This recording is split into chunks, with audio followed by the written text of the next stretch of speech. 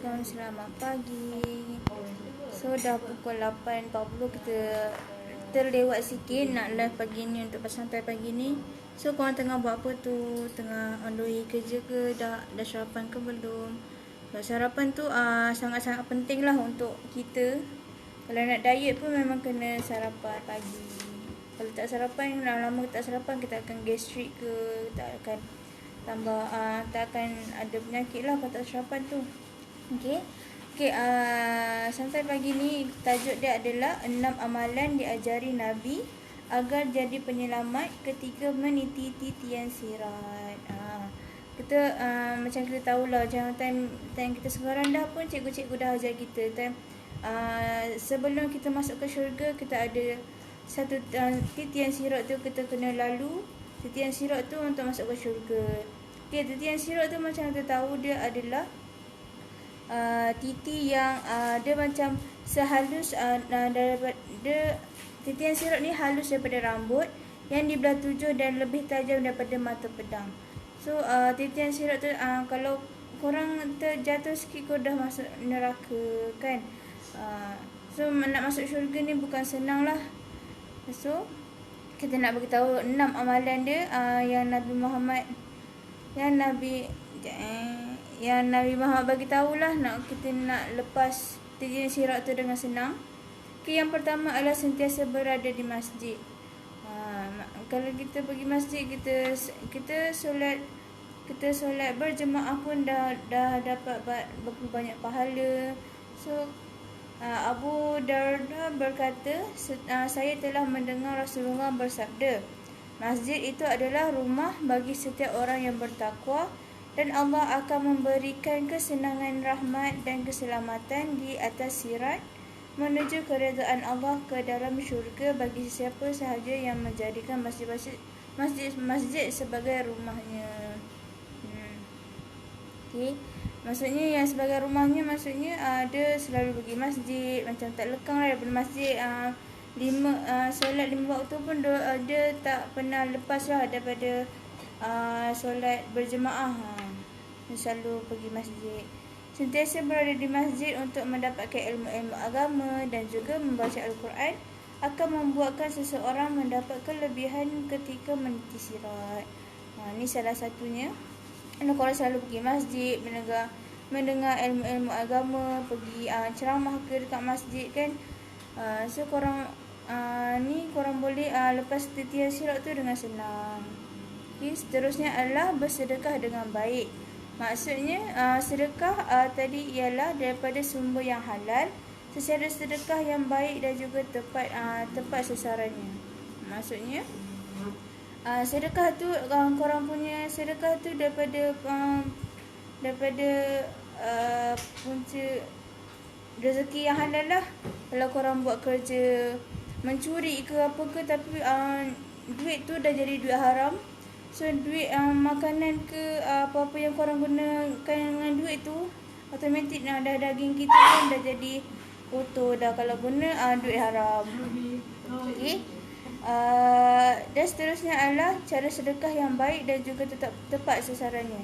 Macam kita sedekah dekat rumah anak yatim ke, korang wakafkan ke apa-apa Al-Quran ke apa ke, tu pun dikira sedekah juga.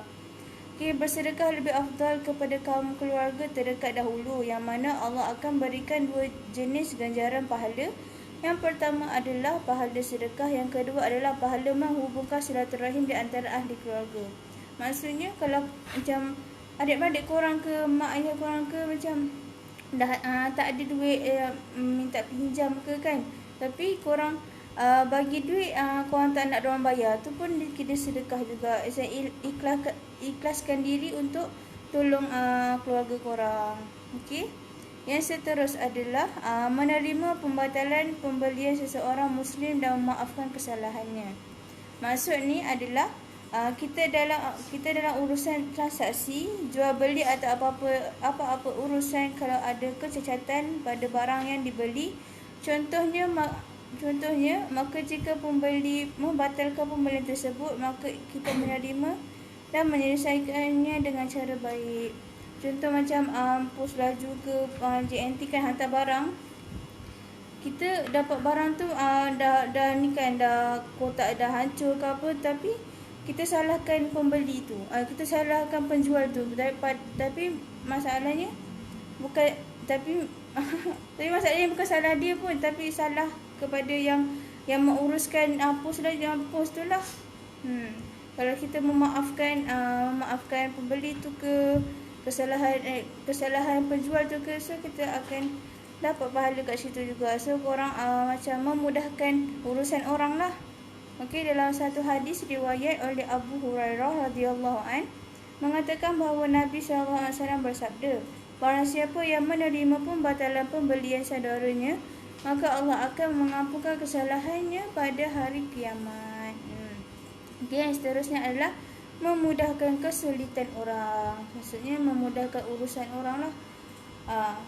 Sayyidatina Aisyah radhiyallahu an berkata bahawa Nabi Muhammad SAW bersabda, barang siapa yang menjadi penghubung bagi saudaranya yang Muslim kepada penguasa dalam menyampaikan satu kebaikan atau memudahkan satu kesulitan, maka Allah akan membantunya dalam melintasi sirat pada hari kiamat ketika tergelincir kaki. Macam kalau okey, contoh kalau dekat jalan raya kan, kau macam saya nampak kereta rosak ke, motor rosak ke, korang bagi tolong. Memudahkan urusan dia lah. Macam korang call workshop ke, tolong baiki diorang punya kereta tu.